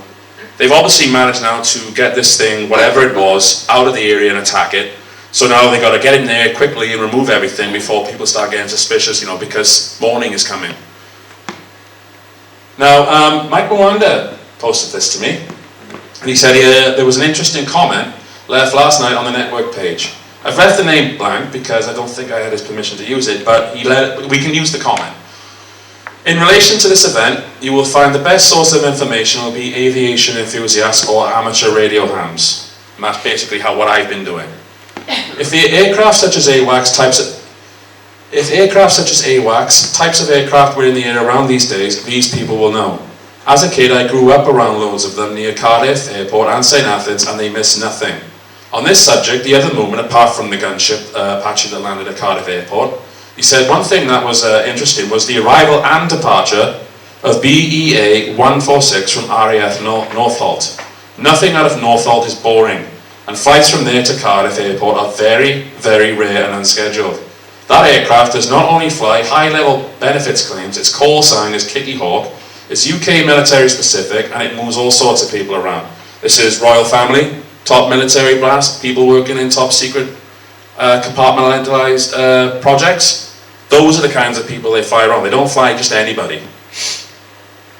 Now, this is the plane, and there's the recording from St. Athens. Look, Northolt, Kitty 74, there's its number, and it came around 25 to 6 and left at 25 to 7. So we've got a military exercise, the appearance of an incredible large pyramid-shaped UFO, explosions, and now we have a silly military timeline story which appeared on Wales Online, but for some reason this plane, as I said, very, very, very rare indeed, just comes to St Athens for that one day. I think if anyone knows what this thing was, obviously the top brass of the world would have the first dibs on it. Now, freedom of information requests. These can be very interesting. They won't tell you that a UFO was in the area. They're not going to tell you that. But I think what's interesting is that if you ask specifically questions, you can find out a couple of things. Now, I basically wanted to know by this point who was giving orders to who. So I wrote to the Pentyrch University Health Board. They are the ones who run and administrate Royal Glamorgan Hospital. And I just wanted to know, did anyone give you any notification of an exercise? And did anyone tell you that something would be taking place? And basically the response was, no emergency measures, services and procedures were undertaken as no information was passed to the Royal Glamorgan Hospital about this exercise. So how did the security men know? You know, somebody told them just after that explosion. But they didn't know anything, that nobody told them it was coming. So then I wrote to the Natural Resources Body for Wales. I wrote to them because I wanted to know who gave authorization to go into Smilog Woods and close it all down, because it's their land, it's their property. So I just basically said, you know, why was it closed? What exactly was the reason for the military? If you want to go look at it, just go to whatdoyouknow.com, type in my name and just look for these informations. You'll see what I've done there. But what they said was, there was no permission granted to the military to close the woodland and public paths and let off explosives in the woodlands mentioned. During these dates, or in fact any dates, we have no records. This type of activity would have required permission, so if it had occurred, we would have had a record. Therefore, information not held. I think the only people who would supersede their authority would be the military anyway. That's probably the only people who can supersede their authority. But they didn't know. So I asked, I asked the Royal Mint about this because it had been implied that the exercise was for the Royal Mint. But they didn't know. They didn't know anything because I asked them pretty much the same questions and said, whilst we received prior notification of the training exercise you refer to from the Welsh Extremism Counter-Terrorism Unit, the Royal Mint had no involvement in respect of the exercise whatsoever as a premises used in any way. This exercise had no impact on our security systems or alarms. Any road closures had no effect on us either. So they're telling us that the people who at least were probably given the orders were the Welsh Extremism Counter-Terrorism Unit. I don't know what their involvement would be, but that's very interesting. So I wrote to the South Wales Fire Service because there was mentions of a fire, there was mentions of smoke, there was mentions of sulphur, the sulphur smoke. That's been very unanimous, coming over Smilog and into the hospitals. And one actual other person, I don't have it here, he was a patient in the Royal Glamorgan Hospital. He was a former RAF man, and he said he heard gunfire and explosives, and the explosive at one point made his bed jump. I don't know if you've ever been to the Royal Glamorgan Hospital. I have on a few occasions. It's a massive place, and to shake that entire area would have required an explosion of some force. I don't know how, I don't understand it. But I just asked them, could you please give me any information about prior notifications of exercises? He said, following investigation, the service holds no information related to the matter detailed in your request. So they didn't know. And finally, I got into the South Wales Police, because if anyone would have permission to close the roads, as soon as they are responsible for law enforcement, they would know.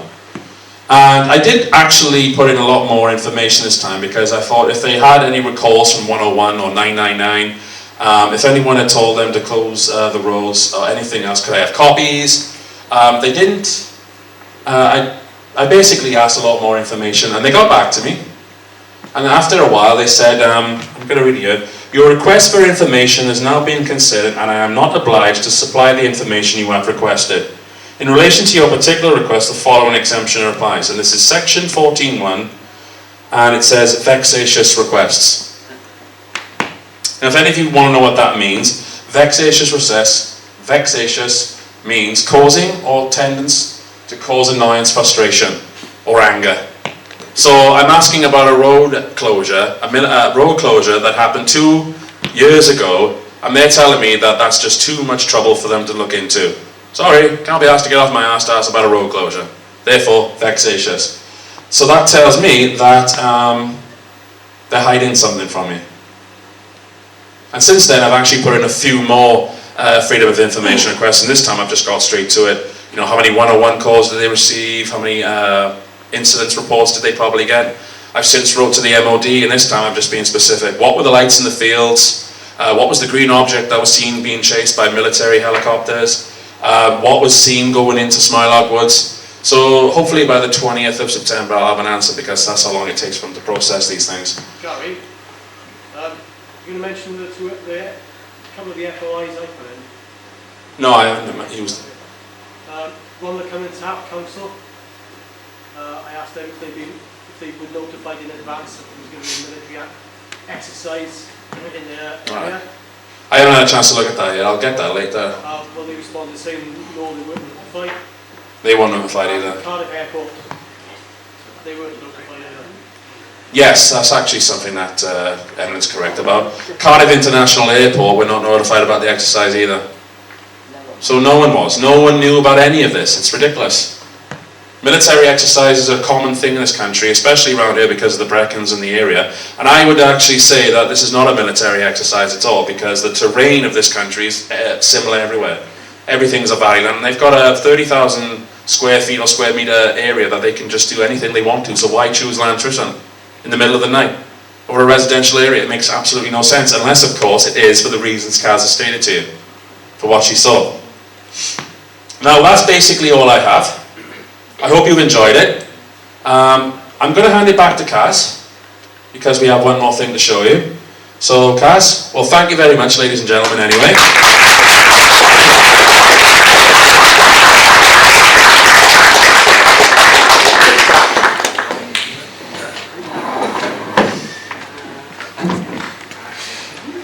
Thanks, Gary, that was brilliant. I'm sorry I missed so much out of my presentation, but I wanted to try and share something with you, because this doesn't just affect me and my family and my children. This affects you and your families and your children, because for every action there is an equal reaction. What have we done? They shot that thing down in a residential area next to a hospital. They closed the M4 motorway. So if there was danger to traffic, was there not also danger to us? What response will we get from these people? Because I didn't see any hostility from them, but I witnessed an awful lot from us. We didn't set them a welcoming committee. We set them a military ambush. People say to me, oh, well, if UFOs exist, why don't they land on the White House lawn? But after what I witnessed, they're very much concerned about our hostility, and I quite see why.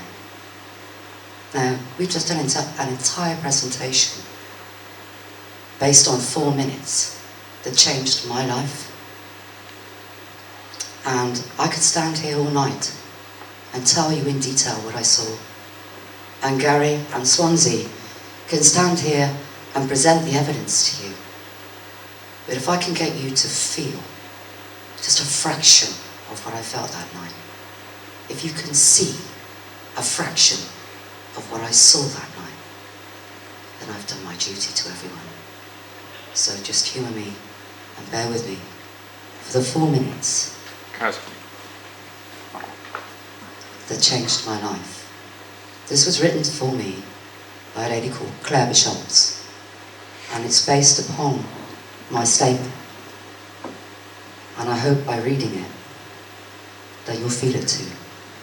Thank you.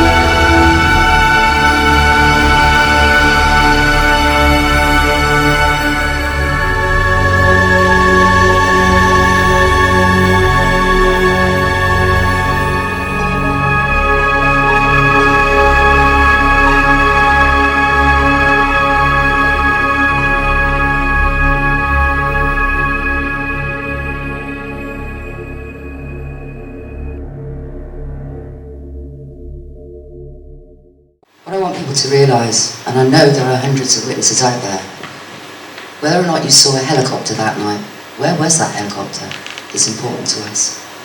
If you were on your way to work earlier that morning, a postal worker stuck in traffic because the roads were closed, tell us. We need to know. It might not be important to you, but it's important to us. If you heard an explosion, tell us. If you were working that night and you heard it, we need to know. We don't need to know who you are necessarily, but we need to know. I know there are hundreds of witnesses out there, so please, if anyone is out there, and I know that some of you will be watching this on YouTube, in the comfort of your homes, if you're one of those people, tell us please. I've been as close to a UFO as you have, right? I've seen a video with you being interviewed about, this thing, so this is how I'm aware of the incident. You said in that interview you felt bad or you felt wrong and something made you feel Angry and upset. Yeah. Yes. Now, do you know what that was, and do you still feel the same way towards it? Because I've had several myself. Only one did I ever feel that I was being chased, and it was staged for myself and my wife, but not all of them. Now, it's been a thing with Sufon and myself that I've brought up the issue that some alien races are hostile, and I was berated for it. Okay? So I've been in front of some UFOs and I've felt nothing other than that we've been watched. Right. In fact, one craft, I almost felt as though that I caught with their pants down because they left the lights on, right, and they're right next to them. So I never felt, in fact I felt elated more than anything. So what is it about this that creates it to be an incident? Do you know what I mean? Because you call it the Pentyrch Incident. Now, I've been near a UFO and called it an incident. I've called it, why is it an incident? So that's the question really, why specifically is it an incident? It's an incident because the military pursued and shut it down. Right. I was upset and angry at the time because they pursued it. I didn't see a hand of friendship extended from us to them. I did not see any hostility from them. But the interesting fact for me, the green object that first came out of the craft was a decoy in my opinion, but also under intelligent control. It waited for those military planes, and when they came, it deliberately got their attention to draw those planes away from the main craft. I was disappointed, angry and upset. The military clearly thought they were hostile, even though I didn't witness any hostility from them.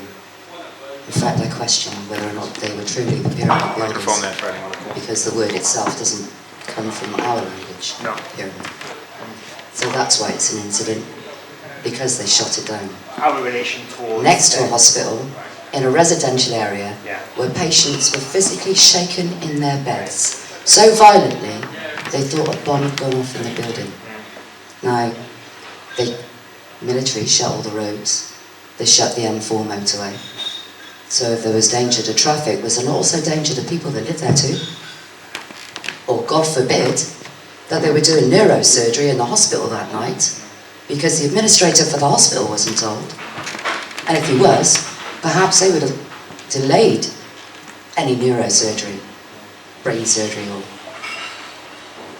that's why it's an incident. Did you feel hostile with the actual UFO that came near you? No. Okay, that's the question, No. that's right. The opposite. In fact, a lot of people have asked me if I was afraid.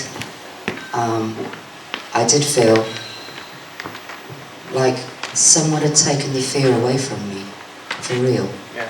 And when I said that I felt like I'd been touched, I mean that. I have a strength inside of me that is not my own. And the power of the strength is this. I used to be an agoraphobic. Do you know what that means? That means you don't go out. You don't like crowds. You would certainly... If somebody had said to me prior to this incident that I would be speaking publicly about this subject, I'd have sold my entire worldly goods to say I wouldn't be. That's how much this has changed my life. And the reason why I'm compelled to come forward is because, like I said, it doesn't just affect me. It affects us all, every single one of us, because whatever they have done to create this war, for want of a better word, with people we're not even supposed to know exist. This craft, and I know I've had some pretty high-profile people tell me, I'm not allowed to tell you, this craft was interdimensional. Why? It's the truth. That's what I saw. That's why it's an incident. Anybody else? I've got a question. Yeah, I got one. Right, something that's been, I've been thinking about, which we haven't really addressed, I don't believe, in our discussions and our investigations. You and Dave saw the object at about 2 o'clock, I believe, 2:30. Well, the E3 Sentry turned up about 2 o'clock. Yeah. And we estimated it took about 5 minutes to go around once, so 25 to 3, 20 to 3, around about that time was when the incident started. Yeah. And that's when you saw the green light going off, isn't it? That's when the pyramid first started to appear. Yeah. Well, a few minutes after that, then the green light went over. The whole incident took about 4 minutes. Yeah. And the explosions happened as the geological survey chart shows, 4:21. Right. So there's quite a bit of a gap there. What do you think was going on? I mean, in that interval, you and David actually gone home, hadn't you? You'd gone to your house, and David gone to his house, and you'd gone to bed. And that's when you heard the explosion. It was quite a while after. What do you think was going on in that time between this green thing, which we all assume was what was shot down, maybe, and the explosion? Where do you think they were chasing it? And to be honest, it could have gone anywhere, couldn't it? And this isn't public knowledge as such, but you know, that Dave and I lost an hour in time that night. Yeah, I know. And the calculations. I know you have actually told us to keep quiet about that, but I'm glad you said it, not me.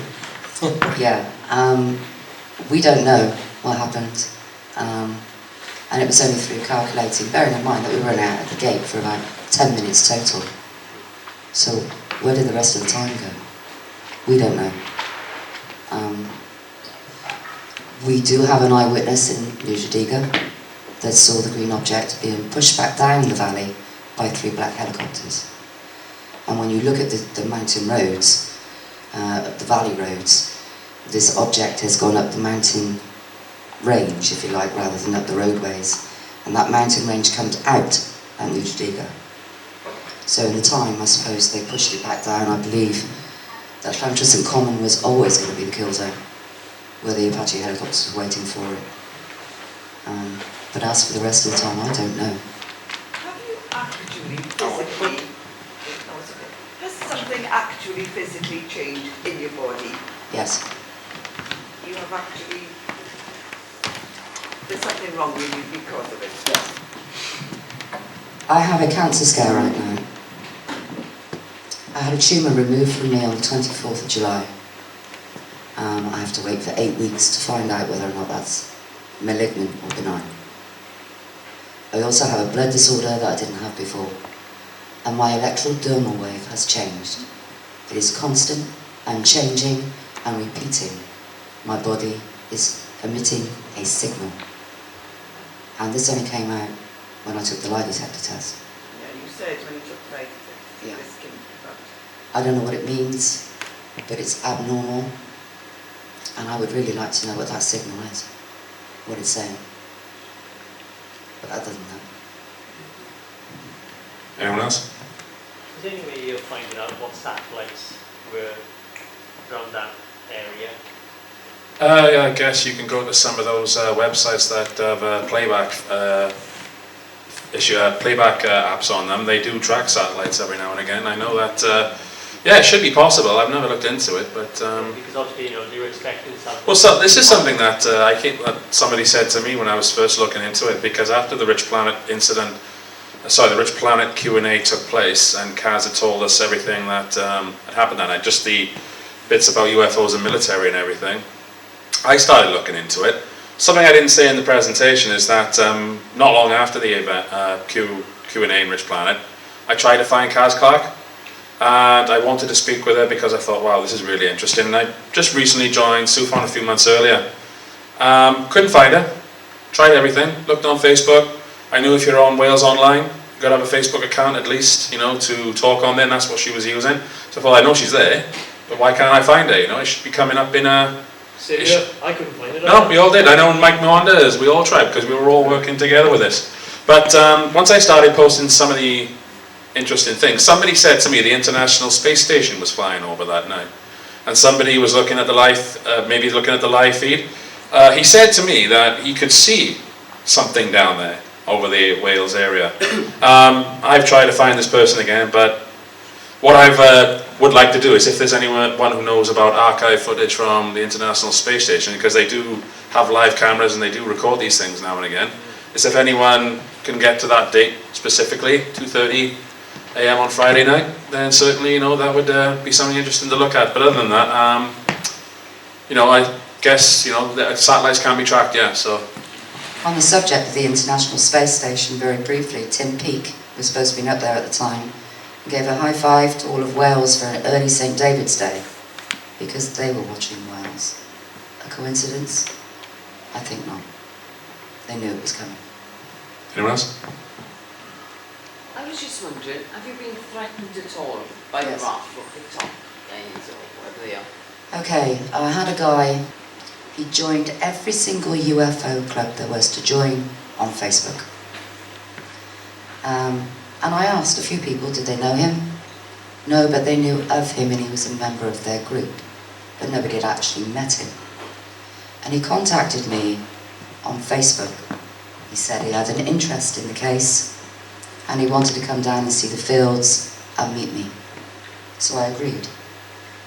But I didn't meet him alone, so I'm not that foolish. This man was a military man. He was far too fit to have been a civilian. And he passively threatened me and my family. For example, did you know 5 people were killed in a car accident recently? Yeah, be careful what you say. When no one's actually told me what it is, I'm not allowed to say. Now, whilst Wales Online threatened me straight after I made those comments on Wales Online, Jessica Flynn, the reporter that made that, phoned me, contacted me on Facebook, and phoned me, and threatened me. Not threatened me, more interested in, did I have any footage or video of these things? Who had I spoken to specifically? You know, I'm not easily intimidated, but when I got off that phone, I was physically shaking. And as for this guy, that's what really brought me forward, to come forward, to tell everybody what I saw. Because they threatened my family and my children. And I got buttons. Threaten me all you like, and I'd stay quiet. I didn't say a word to anybody for 18 months. But threaten my children, and I'll die for my kids. And that's why I'm here. Because it affects us all. Yeah, I can vouch for Caz's concerns actually, because when I initially contacted you, you didn't know me from Adam, did you? And I arranged to have a meeting with you, didn't I? Yeah. And you wanted me to, before the meeting, to put any recording devices that I had, like a phone, cameras, even wristwatches or a ballpoint pen in a bag. Right. Before the meeting, didn't you? Right. Yeah? As it happens, when we did meet, it didn't come to that. Yeah, I think you must have liked my face or something, because you didn't say anything about, can I have your watch, please, or your phone? You wouldn't have turned up, to be honest, with all the conditions that I laid on you, Emlyn. You would not have come. But it's not. I know Mike was there. And, it's not been an easy ride for any of us. We've locked horns. Poor Mike Maunder, bless him. You know, none of us have had it easy. It was in Maunder. Yeah, come on, It's Maunder. How long have you known me? Well. Should have corrected me earlier. Maunder. Sorry. Alright, I'll edit your name out, mate, don't worry. Yeah, you keep saying St. Athens as well, but it's St. Athan, isn't it? Not me. Anyway. Somebody else. It's a common thing. Anybody else? Okay. Should we draw a close to it? Yeah, we can do the raffle now. Okay, yeah, well, before the raffle, give Caz and Gary a clap.